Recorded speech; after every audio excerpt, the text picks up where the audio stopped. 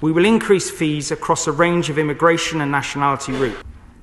Specifically, this means increasing the cost of work visas. We plan to increase the rates of the immigration health surcharge and increasing the cost of study visas, certificates of sponsorship, settlement, citizenship, wider entry clearance and leave to remain visas and priority visas. Recently, the UK government announced new tougher requirements for the UK skilled worker visa and other visa categories, such as the Global Talent Visa and the Health and Care Worker Visa sponsorships.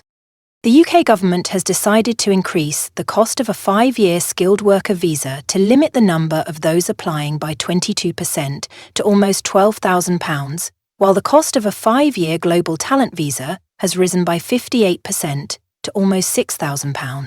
In addition, people moving to the UK also have to pay the immigration health surcharge, which has risen by 66% to £1,035 per year, with payment required for all years up front. Meanwhile, new measures announced by the government last month mean that the cost of a certificate of sponsorship required by companies hiring foreign workers will increase by 120% to £525. This increase to the surcharge will help fund the pay rise for doctors. And this will help cover more of the cost of the migration and borders system, allowing the Home Secretary to divert more funding to police forces to help fund the pay rise for the police. And we will cut back on civil service recruitment in the Ministry of Defence until March 2025. These new requirements have sparked debate, with many institutions like the House of Lords Science and Technology Committee issuing a stark warning that the UK's current visa system puts it at a competitive disadvantage in the race for global scientific talent. But do we think this is disadvantageous to the UK, when the number of migrants now surpass the number of British in their country? Many British people want even tougher measures than this, because the country now looks like an illegal migrant and an Islamic state. Most British people see this measure as a joke, even. Clearly, these people cost us money and bring nothing to the table. They don't want to be British, then they shouldn't be here. If you don't want to be English, don't come to England. England is English. I'm absolutely happy to embrace anybody who comes here and wants to be English. I don't care where you come from. If you want to think like me, feel like me, and love my country like me, you are welcome. I'm not a racist, I don't hate people, I love people. I'm just very upset that no one loves us. The UK government has justified these increases as necessary measures to ensure that the immigration system remains sustainable and that it prioritises skilled workers who can contribute to the economy. The intention is to deter low-skilled migration and to encourage employers to invest in local talent.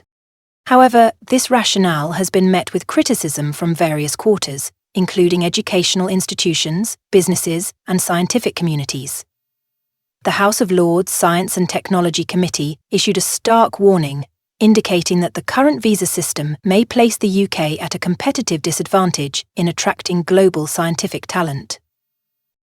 The concern is that these increased costs could deter highly skilled professionals from relocating to the UK, potentially stunting innovation and progress in key sectors. The implications of these new visa requirements are multifaceted. On one hand, increasing the cost of visas may reduce the number of migrant workers, which could lead to labour shortages in critical sectors such as healthcare, technology and engineering. Many industries in the UK are already grappling with workforce shortages, and further restrictions could exacerbate these issues. On the other hand, proponents of the new measures argue that they could lead to a more qualified workforce. By increasing costs, the government may weed out less serious applicants and ensure that only those with the highest skills and qualifications are granted entry. This could, in theory, enhance the overall quality of the workforce and drive economic growth. Public sentiment regarding these changes has been mixed. Many British citizens express concerns about the increasing number of migrants in the country and advocate for stricter immigration controls. Some individuals feel that the current policies do not adequately address the challenges posed by illegal migration and the perceived cultural shifts within the UK. a vocal segment of the population views the government's actions as insufficient and calls for even tougher measures. They argue that the influx of migrants has led to various social challenges and that stricter controls are necessary to maintain national identity and security. This perspective has been amplified by various media outlets and political figures who frame the immigration debate in stark terms. Conversely, others criticize these measures as overly punitive and counterproductive.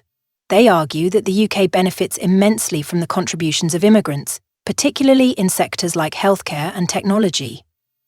The NHS, for instance, relies heavily on foreign workers, and increasing the costs associated with visas could deter potential recruits at a time when the healthcare system is under immense pressure. As the UK government navigates these changes, it faces the challenge of finding a balance between controlling immigration and maintaining the country's attractiveness as a destination for global talent. The new visa requirements may indeed limit the number of individuals who can afford to move to the UK, but they also risk alienating skilled professionals who could significantly contribute to economic growth and innovation. The debate surrounding these policies raises fundamental questions about the UK's identity and its place in a globalised world. As other countries adopt more welcoming immigration policies to attract skilled workers, the UK's stringent measures could lead to a brain drain, where talented individuals choose to pursue opportunities in more accommodating environments.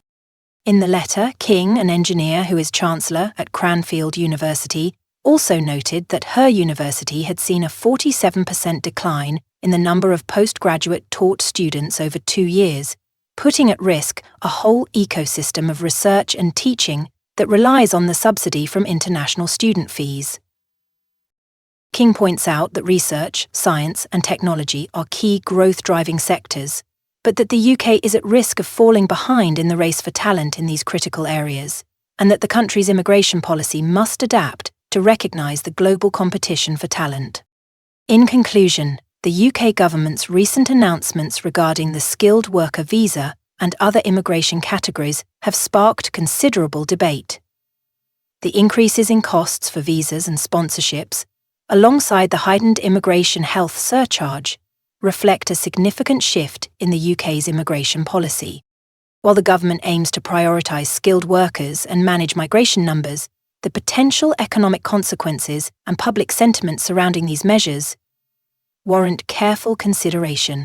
As the UK continues to grapple with these challenges, the balance between control and opportunity will be crucial. The ability to attract and retain global talent is essential for driving innovation and economic growth. Ultimately, the success of these new measures will depend on how well they align with the broader goals of creating a thriving, inclusive, and dynamic society.